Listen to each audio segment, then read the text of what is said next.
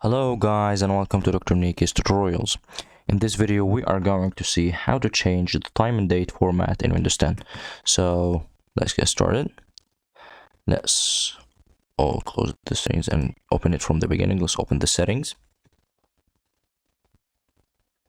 As you can see, there is time and language here. Click on it and then click on region.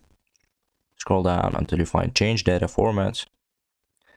And here you can choose from the calendar that you want, choose the first day of the week, choose the short date format, long date format, short time format, long time format, and you also get back and choose the country that you are in or the country that you want its formats.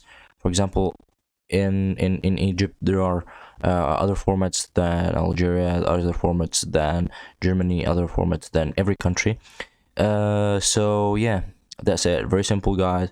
Hope you guys enjoyed the video. If you have any questions, write down below in the comments. Don't forget to like, share, and subscribe. And sorry for that. Like, share, and subscribe, and have a good day.